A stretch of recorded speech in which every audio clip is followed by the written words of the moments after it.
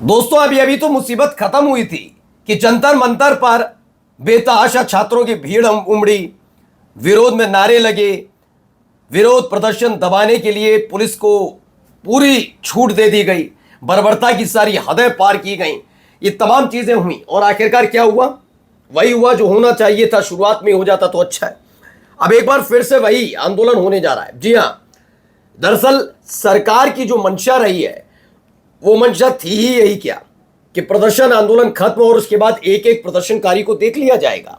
यह बात मैं इसलिए कह रहा हूं क्योंकि जिस वक्त ये सब हो रहा था और धर्मेंद्र प्रधान ने तब तक इस्तीफा भी नहीं दिया था, उससे पहले ही आपको याद होगा जुनैद, जी हां जुनैद, जिन्होंने महीने भर से ज्यादा वक्त तक जब तक ये प्रदर्शन चला फ्री में खाना पीने की व्यवस्था छात्रों के लिए कराई थी। अब ऐसे में चूंकि उनका घर उत्तर प्रदेश में पड़ता है तो अमित शाह से लेना देना तो है नहीं, लेकिन उत्तर प्रदेश के अति कर्मठ जुझारू पुलिस ने उनके परिवार को परेशान करना शुरू कर दिया। आज उनकी भी तस्वीरें दिखाऊंगा, खबर भी दिखा दूंगा, लेकिन खबर पहले ही फैली कि भाई ये देखिए कैसे हैं कॉकरोच जनता पार्टी वाले, कैसे हैं छात्र जो जुनैद के लिए आगे नहीं आए। लेकिन क्या ऐसा है वाकई जुनैद को आज साथ छोड़ दिया या फिर कॉकरोच जनता पार्टी ने एक बड़ा ऐलान किया है?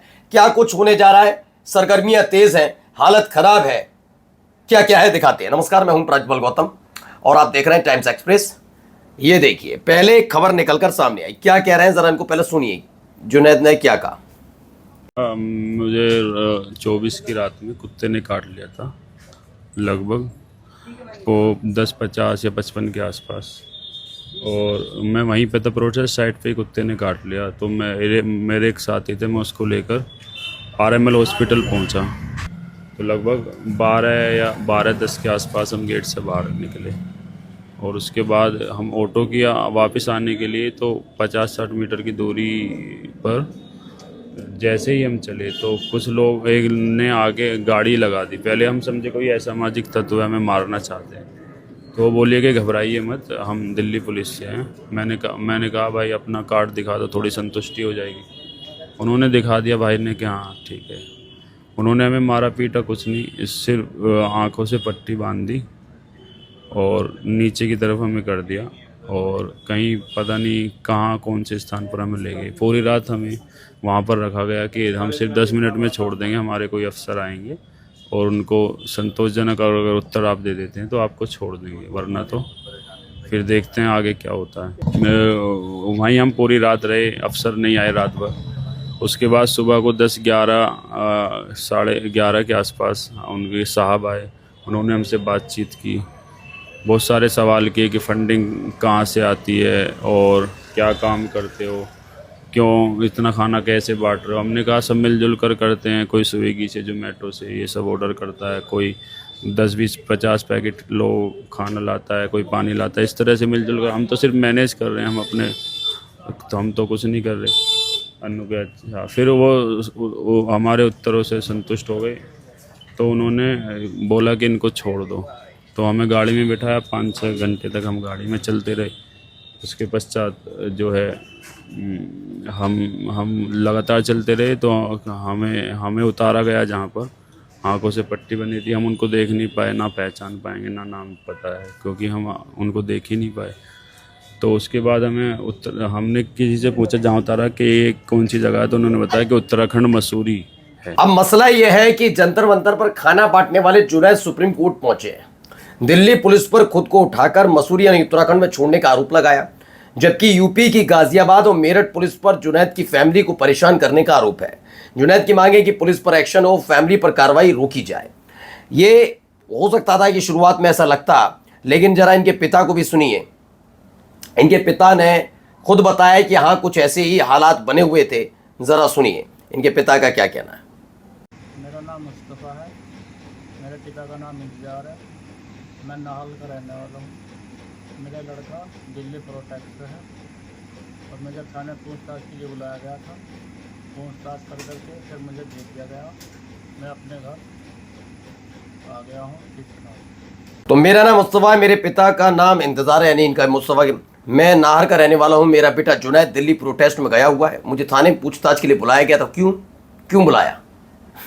पूछताछ करके मुझे घर भेज दिया गया, मैं घर पर हूं। दिल्ली जंतर मंतर प्रोटेस्ट में छात्रों को 4 वक्त का लजीज भोजन उपलब्ध कराने वाले जुनैद के पिता ने ये बात कही। जुनैद पेशे से मोबाइल रिपेयरिंग करता है, जंतर मंतर पर प्रतिदिन 7-8 लाख रुपए खाना बांटता था। ये बातें निकलकर सामने आई हैं। सवाल उठने लगा है कि क्या वाकई जुनैद की मदद के लिए कोई आगे आ रहा है? इतना सब होने के बाद तो खुद इसका जवाब पहले आगे आकर जुनैद ने ही दिया है और ऐलान कर दिया गया है कॉकरोच जनता पार्टी की तरफ से कि अगर जुनैद या उनके परिवार को परेशान करना नहीं छोड़ा गया तो एक बड़ा आंदोलन होगा। जरा सुनिए। इनकलाब जिंदाबाद साथियों, कैसे हो आप सभी। जैसा कि मैंने सोशल मीडिया पर देखा, बहुत सारी अफवाहें हमारे विरुद्ध फैल रही हैं कि टॉप लीडरशिप हमारे साथ नहीं है और कुछ लोग हमारा साथ नहीं दे रहे हैं। तो प्लीज अफवाहों पर ध्यान न दें, मैं उन सब का खंडन करता हूं। और कुछ लोग हमारे विरुद्ध षड्यंत्र रचना चाहते हैं, मेरे और मेरे साथियों के विरुद्ध षड्यंत्र रचना चाहते हैं। तो सबसे पहले तो बहुत सारे लोगों के मैसेज आ रहे थे मेरे लिए, मेरे परिवार के लिए। तो मैं बिल्कुल स्वस्थ हूं, अच्छा हूं और मेरे परिवार के लोग भी सब अच्छे हैं।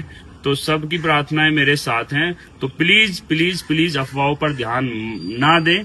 सभी टॉप लीडरशिप मेरे साथ हैं, हम सब साथ हैं। मोमेंट को खराब करने का और उसको बदनाम करने का षड्यंत्र किया जा रहा है कुछ लोगों के द्वारा। तो मोहम्मद जुबैद जो ना सामने आया, उन्होंने कहा कुछ अफवाहें फैल रही कि कॉकरोच जनता पार्टी की टॉप लीडरशिप मेरे साथ नहीं है।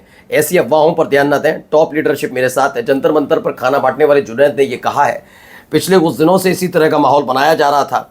खास तौर पर आपने देखा होगा कि जो अभी एक रेजिग्नेशन पार्टी की गई थी, उसको लेकर 2-3 अलग तरह के सवाल थे, जिसमें पहला सवाल ये उठाया जा रहा था कि जुनैद के साथ, उसके परिवार के साथ ये हो रहा है, आप तो पार्टी कर रहे हैं। फिर ये कहा गया कि इतना पैसा आया कहाँ से पार्टी करने के लिए। ये तमाम बातें उठाई जा रही थी। फिलहाल खबर ये है कि अगर एक वक्त दिया गया, उससे पहले तक अगर ये सब चीज़ें ठीक नहीं की गई, यानी कि कार्रवाई और ये तमाम चीज़ें नहीं रुकी, तो ऐलान किया जा रहा है कि कार्रवाई दोबारा से प्रदर्शन हो सकता है। जरा इधर। कल आपको रोता हुआ देख के बहुत तकलीफ हुआ और आपके मुद्दे को हम लोग पार्लियामेंट में उठाएंगे, लड़ेंगे, बिल्कुल भूख नहीं देंगे। डरिए मत। जितना डराना था उन्होंने आपको डरा दिया, उसके बाद डरना नहीं। अब कोई भी आए तो एकदम छाती ठोक के खड़े हुए कि हमने कौन सा गुनाह किया। हम लोग साथ खड़े हैं आपको, राहुल जी आपके साथ खड़े हैं, पूरा अपोजिशन आपके साथ खड़ा है। डोंट वरी, बिल्कुल डरिएगा मत। दोस्तों, ये जुनैद हैं और इनका चेहरा जाना पहचाना है पूरे देश के लिए। इन्होंने सेवा, खिदमत, लोगों की मदद का जो एक काम किया है वो पूरे देश के सामने। और कल इनके आंसू मैंने देखे एक वीडियो में। तो इमरान प्रतापगढ़ी हैं। देश भर के छात्रों की सेवा के लिए लगातार मौजूद रहने वाले जुनैद को डिटेन करना और उनको परेशान करना इस सिस्टम का सबसे शर्मनाक चेहरा था। देश भर के लोग अपने अपने स्तर पर बच्चों की सेवा कर रहे थे। जुनैद ने भी इंसानियत के नाते छात्रों की मदद की। सरकार से अनुरोध है, इमरान प्रतापगढ़ी का कहना है कि आंदोलन में लोगों की सेवा करने वाले साथियों को डराना बंद करें। फिलहाल देखना है कि इसके आगे क्या होता है, क्योंकि बिहार में तो जितने छात्र हैं उनकी रिहाई का आदेश आ गया है, लेकिन क्या जुनैद के परिवार के खिलाफ जो कार्रवाई उत्तर प्रदेश की पुलिस कर रही है, ये जुनैद के खिलाफ, क्या उसे रोका जाएगा? नमस्कार।